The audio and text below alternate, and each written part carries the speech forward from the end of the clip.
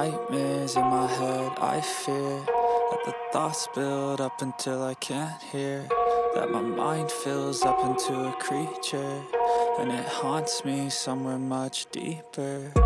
Anxiety, filling up every space, no privacy, and silently, it could build and build until you... Salam sejahtera Malaysia, denyut nadi suara rakyat bergema di channel ini. Berita terkini dari sinarharian.com.my 27 November 2023. Sirul perlu dedah dalam pembunuhan, hentikan spekulasi. Berita penuh Shah Alam. Bekas anggota unit tindakan khas UTK Sirul Azhar Umar yang disabit kesalahan membunuh warga Mongolia Altantuya Saribu perlu mendedahkan dalam kes tersebut bagi menghentikan sebarang spekulasi. Pakar kriminologi bebas Sahul Hamid Abdurrahim berkata, pendedahan itu penting supaya masyarakat mengetahui situasi sebenar termasuklah kronologi kejadian. Katanya terlalu banyak spekulasi dan yang sebenar-benarnya tahu mengenai kejadian itu adalah mereka yang terlibat sahaja. Sirul Azhar perlu dedahkan.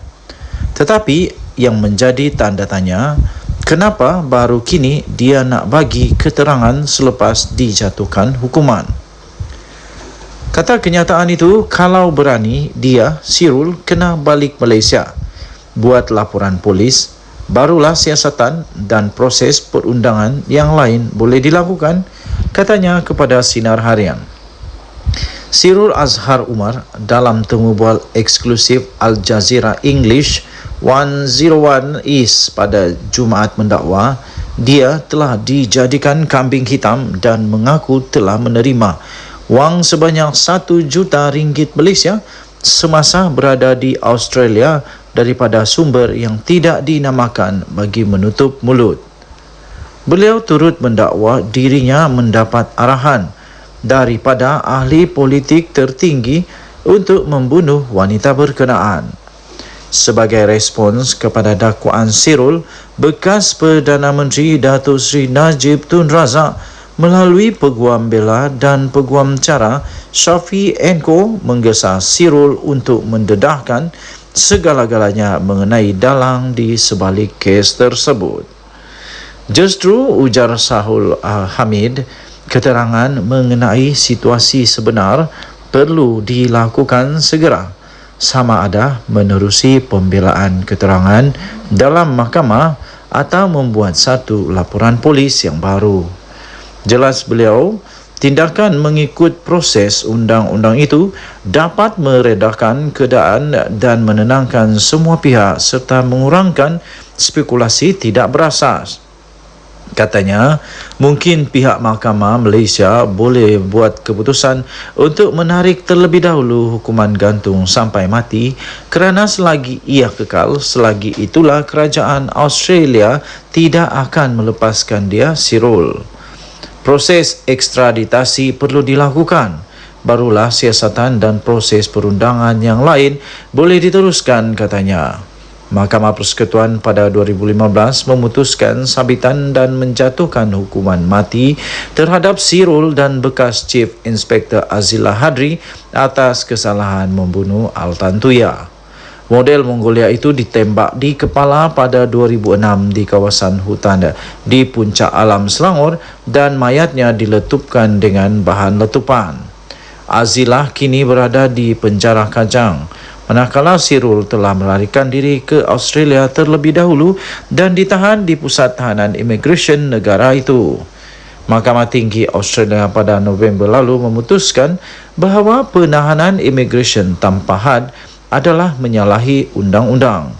Bagaimanapun, Australia tidak akan menghantar pulang Sirul ke Malaysia kerana undang-undang negara itu tidak membenarkan individu yang berdepan hukuman mati dihantar ke pulang negara asal.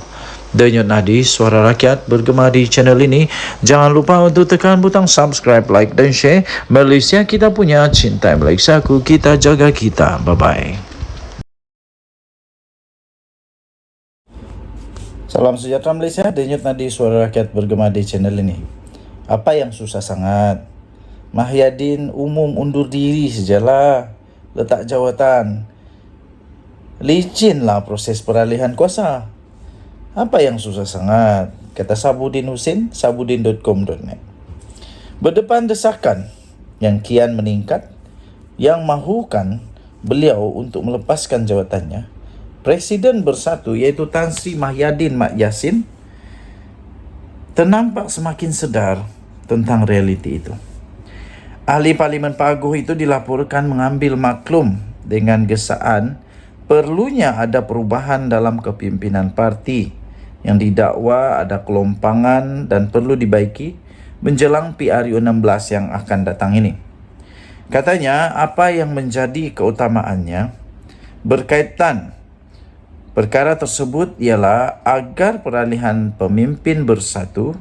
pimpinan bersatu berjalan dengan lancar jika beliau memutuskan untuk undur diri.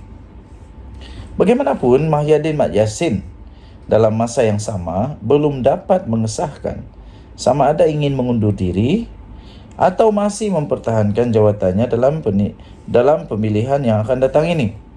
Kata Mahyadin Mat Yassin, saya masih lagi mempertimbangkan sama ada untuk mempertahankan kedudukan atau sebaliknya pada pemilihan parti yang dijadualkan pada tahun depan. Katanya sebagaimana yang diinterview oleh sebuah portal berita.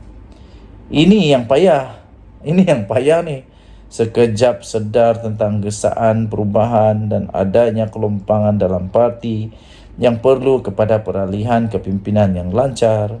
Tetapi di waktu yang sama, belum juga mahu memutuskan pula sama ada ingin mempertahankan jawatan atau tidak. Jika Mahyadin benar-benar sedar tentang perlunya perubahan dan mahu peralihan kepimpinan berjalan dengan lancar, keputusan tidak mempertahankan jawatannya perlu segera untuk dimuktamadkan. Peralihan kepimpinan dan dalam bersatu tidak mungkin boleh berjalan dengan lancar selagi Mahyadin Mat Yassin masih belum ada keputusan sama ada ingin mempertahankan jawatannya atau tidak. Hanya jika beliau mengumumkan berundur dan tidak lagi mempertahankan jawatannya saja itu akan menjadikan proses peralihan boleh berjalan dengan lancar. Dengan kedudukan Mahyadin sudah tepu kerana pernah menduduki kursi Perdana Menteri sebelum ini. Selain ada kes mahkamah serta isu menantu yang melarikan diri, ini adalah asas paling kukuh perlunya beliau untuk mengundurkan diri. Jika Mahyadin terus memimpin bersatu, gabungan PN tiada harapan lagi di mata rakyat. Kerana era kegagalannya sebagai Perdana Menteri pada sebelum ini akan terus menjadi igawan ngeri kepada pengundi.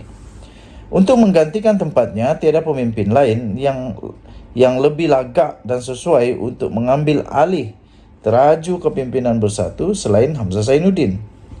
Berjawatan Ketua Pembangkang di Parlimen, Ahli Parlimen Larut dan Setiausaha Agung PN Bersatu pada ketika ini, beliaulah satu-satunya yang lebih layak untuk mengemudi blok pembangkang menghadapi PRU 16 yang akan datang. Timbalan Presiden Bersatu sekarang pula, Ahmad Faisal Azumu, tidak sesuai menggantikan Mahyadin kerana beliau tidak berkedudukan sebagai ahli parlimen. Malau wibawanya pun jauh lebih rendah dibandingkan dengan Hamzah Zainuddin. Jadi jika benar Mahyadin mahu peralihan jawatan dalam bersatu berjalan dengan lancar dan mahu PN ada masa depan yang cerah untuk mendepani PRU 16 akan datang, beliau harus segera mengumumkan persaraannya dan tunjuklah Hamzah Zainuddin sebagai bakal penggantinya. Apa yang susah sangat? Sabudin Husin, 20 November 2023. Jika anda setuju, anda boleh komen. Tidak setuju pun boleh komen. Tapi saya setuju. Ini masa yang paling tepat untuk Muhyiddin Yassin meletak jawatan mengundur diri daripada Presiden Bersatu. Bye-bye.